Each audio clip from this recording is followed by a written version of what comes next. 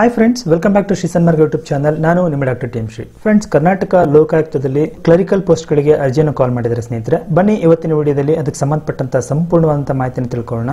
ಅದಕ್ಕಿಂತ ಮೊದಲು ತಾವು ಇದೇ ಮೊದಲ ಬಾರಿ ನಮ್ಮ ಚಾನಲ್ ನೋಡ್ತಾ ಇದ್ರೆ ಚಾನಲ್ನ ಸಬ್ಸ್ಕ್ರೈಬ್ ಮಾಡ್ಕೊಳ್ಳಿ. ಹಾಗೆ ವಿಡಿಯೋ ನೋಡ್ತಾ ಇದ್ರೆ ಒಂದು ಲೈಕ್ನ ಕೊಡಿ ಅಂತ ಹೇಳ್ತಾ, ಫ್ರೆಂಡ್ಸ್, ಗೂಗಲ್ಗೆ ಹೋಗಿ lokaayukta.kr.nic.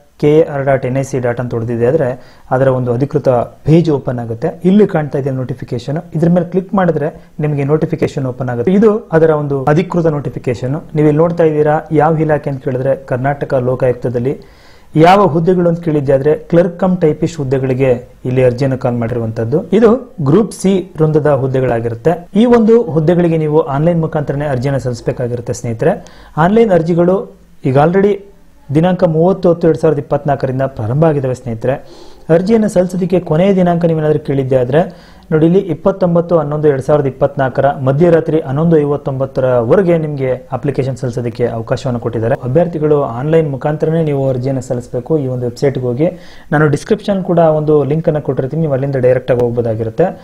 ಅದನ್ನು ಬಿಟ್ಟು ನೀವು ಇನ್ಯಾವುದೇ ಮೋಡಲ್ ಅಪ್ಲಿಕೇಶನ್ ಸಲ್ಲಿಸೋದಕ್ಕೆ ಅವಕಾಶ ಇರಲ್ಲ. ಹಾಗೆ ಒಟ್ಟು ಹುದ್ದೆ 16 ಇರುತ್ತೆ. ವೇತನ ಶ್ರೇಣಿ ಎಷ್ಟು ಅಂತ ನೀವು ಕೇಳಿದ್ದೆ ಆದ್ರೆ ಬೇಸಿಕ್ ಸ್ಯಾಲರಿ ಬಂದು 34,100 ರೂಪಾಯಿಂದ ಗ್ರಾಸ್ 67,600 ರೂಪಾಯಿ ಇರುತ್ತೆ.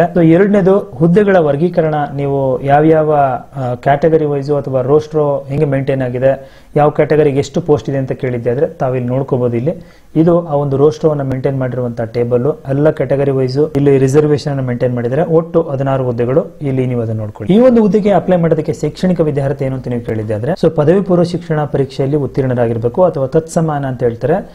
ಎರಡನೇದು ಕರ್ನಾಟಕ ಪ್ರೌಢ ಶಿಕ್ಷಣ ಪರೀಕ್ಷಾ ಮಂಡಳಿ ನಡೆಸತಕ್ಕಂತಹ ಕನ್ನಡ ಮತ್ತು ಆಂಗ್ಲ ಕಿರಿಯ ದರ್ಜೆಯ ಬೆರಳುಚ್ಚು ಪರೀಕ್ಷೆಯಲ್ಲಿ ನೀವು ಉತ್ತೀರ್ಣರಾಗಿರ್ಬೇಕು ಅಥವಾ ಅದಕ್ಕೆ ತತ್ಸಮಾನವಾದಂತಹ ಎಕ್ಸಾಮ್ ಅಲ್ಲಿ ಉತ್ತೀರ್ಣ ಆಗಿರ್ಬೇಕು ಅಂತ ಹೇಳ್ತಾರೆ. ನೇಮಕಾತಿ ಯಾವ ರೀತಿ ಈ ಒಂದು ಹುದ್ದೆಗಳಿಗೆ ಮಾಡಲಾಗುತ್ತೆ ಅಂತ ನೀವು ಕೇಳಿದ್ದೆ ಆದ್ರೆ ಇಲ್ಲಿ ಹೇಳ್ತಾರೆ, ನಿಗದಿಪಡಿಸಲಾಗಿರತಕ್ಕಂತಹ ವಿದ್ಯಾರ್ಥಿಯಲ್ಲಿ ಪಡೆದಂತಹ ಅಂಕಗಳು ಮತ್ತೆ ಮೀಸಲಾತಿಯ ಆಧಾರವನ್ನ ಇಟ್ಕೊಂಡು ನಾವು ಶ್ರೇಯಾಂಕದಲ್ಲಿರ್ತಕ್ಕಂತಹ ಅಭ್ಯರ್ಥಿಗಳ ಪೈಕಿ 1:10 ಅನುಪಾತದಲ್ಲಿ ನಾವು ಅರ್ಹತಾ ಪಟ್ಟಿಯನ್ನು ತಯಾರು ಮಾಡ್ತೀವಿ.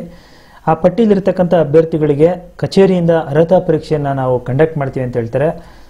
ಈ ಒಂದು ಅರ್ಹತಾ ಪರೀಕ್ಷೆಗೆ ನಿಗದಿಪಡಿಸಲಾಗಿರತಕ್ಕಂಥ ಗರಿಷ್ಠ ಅಂಕ 20 ಆಗಿರುತ್ತೆ. ಅಭ್ಯರ್ಥಿಗಳು ಕನಿಷ್ಠವಾಗಿ 50% ಅಂಕಗಳನ್ನ ಕಡ್ಡಾಯವಾಗಿ ತಗೊಳ್ಳೇಬೇಕು ಆಯ್ಕೆಗೆ ಅಂತ ಹೇಳ್ತಾರೆ.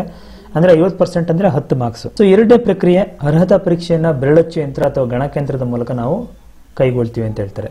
ಈ ಒಂದು ಹುದ್ದೆಗಳಿಗೆ ಅರ್ಜಿ ಶುಲ್ಕ ಎಷ್ಟು ಅಂತ ಕೇಳಿದ್ದೆ ಆದ್ರೆ ಸಾಮಾನ್ಯ ವರ್ಗದ ಅಭ್ಯರ್ಥಿಗಳಿಗೆ category 2A 2B 3A 3B ಮತ್ತು ಮಾಜಿ ಸೈನಿಕರಿಗೆ 250 ರೂಪಾಯಿ ಇರುತ್ತೆ. ಪರಿಶಿಷ್ಟ ಜಾತಿ ಪರಿಶಿಷ್ಟ ಪಂಗಡ ಕ್ಯಾಟಗರಿ 1 ಮತ್ತೆ ಅಂಗವಿಕಲ ಅಭ್ಯರ್ಥಿಗಳಿಗೆ ಶುಲ್ಕದಿಂದ ವಿನಾಯಿತಿ ಇರುತ್ತೆ. ಅರ್ಜಿಯ ಶುಲ್ಕವನ್ನು ನೀವು ಯಾವ ರೀತಿ ಪಾವತಿ ಮಾಡಬೇಕು ಅಂತ ಕೇಳಿದ್ದೆ ಆದ್ರೆ ಕೆನರಾ ಕಲೆಕ್ಟ್ ಮುಖಾಂತರ ನೀವು ನಿಗದಿತ ಶುಲ್ಕವನ್ನ ಆನ್ಲೈನ್ ಪೇಮೆಂಟ್ ಅಲ್ಲಿ ನೀವು Canara bank E payment modes ಅಲ್ಲಿ ನೀವು ನೆಟ್ ಬ್ಯಾಂಕಿಂಗ್ ಅಥವಾ ಕ್ರೆಡಿಟ್ ಅಥವಾ ಡೆಬಿಟ್ ಕಾರ್ಡ್ ಅಥವಾ UPI ಐಡಿಗಳ ಸೌಲಭ್ಯವನ್ನ ಬಳಸಿಕೊಂಡು ನೀವು ಪೇಮೆಂಟ್ ಅನ್ನ ಮಾಡಬೇಕಾಗಿರುತ್ತೆ. ಇನ್ಯಾವುದಕ್ಕೂ ಅವಕಾಶ ಇರಲ್ಲ. ಹಾಗೆ ನೀವೇನಾದ್ರೂ ಆನ್ಲೈನ್ ಅರ್ಜಿಯನ್ನು ಸಲ್ಲಿಸುವಾಗ ಏನಾದರೂ ಸಮಸ್ಯೆ ಎದುರಾದ್ರೆ ನೀವು ಈ ಕೆಳಗೆ ಕಾಣ್ತಿರ್ತಕ್ಕಂಥ ನಂಬರ್ಗೆ ನೀವು ಕರೆಯನ್ನು ಮಾಡಬಹುದಾಗಿರುತ್ತೆ. ಅದು ಹೆಲ್ಪ್ ಲೈನ್ ನಂಬರ್ ಆಗಿದೆ. ಇದು ಕಚೇರಿಯ ಕೆಲಸದ ವೇಳೆಯಲ್ಲಿ ನೀವು ಮಾಡಬಹುದು. 0802201197 ಈ ಒಂದು ಸಂಖ್ಯೆಗೆ ಕರೆಯನ್ನು ಮಾಡಬಹುದಾಗಿದೆ. ಹಾಗೆ ಈ ಒಂದು ಹುದ್ದೆಗಳಿಗೆ ಅರ್ಜಿಯನ್ನು ಸಲ್ಲಿಸೋದಕ್ಕೆ ವಯೋಮಿತಿ ಎಷ್ಟು ಅಂತ ನೀವು ಕೇಳಿದ್ದೆ ಆದ್ರೆ ಎಲ್ಲ ವರ್ಗದವರಿಗೆ ಕನಿಷ್ಠ 18 ವರ್ಷಗಳಾಗಿರುತ್ತೆ. ಅಂದ್ರೆ 18 ವರ್ಷ ತುಂಬಿರಬೇಕು. ಗರಿಷ್ಠ ಎಷ್ಟು ಅಂತ ನೀವು ಕೇಳಿದ್ದೆ ಆದ್ರೆ ಪರಿಶಿಷ್ಟ ಜಾತಿ ಪರಿಶಿಷ್ಟ ಪಂಗಡ ಮತ್ತು ಕ್ಯಾಟಗರಿ 1 ಅಭ್ಯರ್ಥಿಗಳಿಗೆ 43 ವರ್ಷಗಳು ಗರಿಷ್ಠ. Category 2A 2B 3A 3B ಅವರಿಗೆ 41 ವರ್ಷ. ಸಾಮಾನ್ಯ ಅರ್ಹತೆ 38 ವರ್ಷ ಆಗಿರುತ್ತೆ. ಸ್ನೇಹಿತರೆ, ಇಲ್ಲೊಂದಷ್ಟು ವಿಶೇಷ ಸೂಚನೆಗಳನ್ನು ಕೊಟ್ಟಿದ್ದಾರೆ. ನೀವು ಅರ್ಜಿಯನ್ನು ಹಾಕೋದಕ್ಕಿಂತ ಮೊದಲು ಇದನ್ನ ಡೌನ್ಲೋಡ್ ಮಾಡಿಕೊಂಡು ನೀಟಾಗಿ ಓದಿ ಅನಂತರದಲ್ಲಿ ಈ ಒಂದು ಹುದ್ದೆಗಳಿಗೆ ಅರ್ಜಿಯನ್ನು ಸಲ್ಲಿಸಿ ಅಂತ ಹೇಳ್ತಾ, ಫ್ರೆಂಡ್ಸ್ ನೋಡಿದ್ರಲ್ಲ, ಇದಾಯ್ತು ಕರ್ನಾಟಕ ಲೋಕಾಯುಕ್ತ ಇಲಾಖೆಯಲ್ಲಿ ಕಾಲಿರ್ತಕ್ಕಂತಹ ಕ್ಲರ್ಕ್ ಕಮ್ ಟೈಪಿಸ್ಟ್ ಹುದ್ದೆಗಳಿಗೆ ಕಾಲ್ ಮಾಡಿರುವ ಅರ್ಜಿಗೆ ಸಂಬಂಧಪಟ್ಟಂತ ಸಂಪೂರ್ಣ ಮಾಹಿತಿ ಉಪಯುಕ್ತವಾಗಿದ್ರೆ ಸ್ನೇಹಿತರೆ ವಿಡಿಯೋ ಒಂದು ಲೈಕ್ ನ ಕೊಟ್ಟು ಫ್ರೆಂಡ್ಸ್ ಮತ್ತೆ ಫ್ಯಾಮಿಲಿಗೆ ಶೇರ್ ಮಾಡಿ ಅಂತ ಹೇಳ್ತಾ ಮುಂದಿನ ವಿಡಿಯೋದಲ್ಲಿ ಮತ್ತೆ ಸಿಗೋಣ. ಅಲ್ಲಿವರೆಗೂ